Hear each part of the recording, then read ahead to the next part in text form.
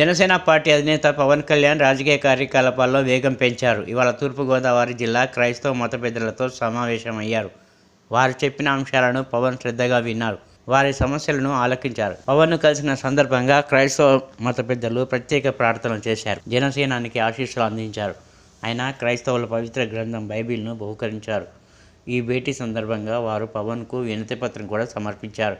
ఈ సందర్భంగా భావోద్వేగానికి గురైన ఓ పాస్టర్ను పవన్ హృదయానికి హత్తుకున్నారు.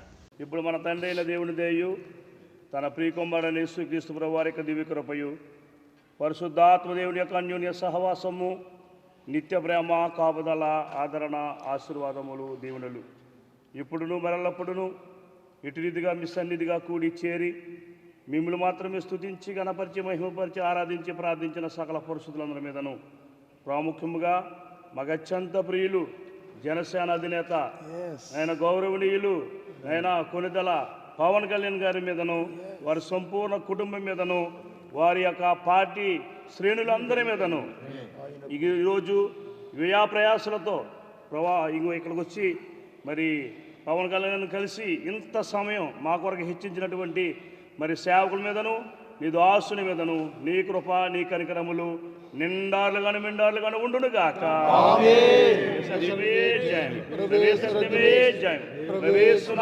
సంపూర్ణ విజయం కలుగునుగాక.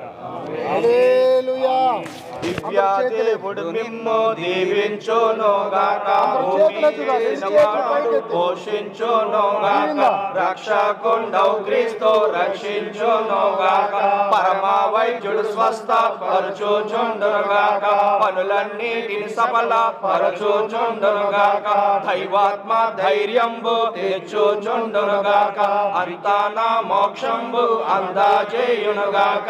విజయము ఈ పాట వినువారి కామెన్, విజయము ఈ పాట వినువారి కామెన్. మిత్రులారా రమ్ము, మైత్రితో పరమాధికమైన మాటలు వర్షించు మన్నాతో విను. మిత్రులారా రమ్ము. बोलो యేసుక్రీస్తు महाराजू की जनसेना पार्टी की जय जनसेना, जय जनसेना. పవన్ కళ్యాణ్ గారి నాయకత్వం.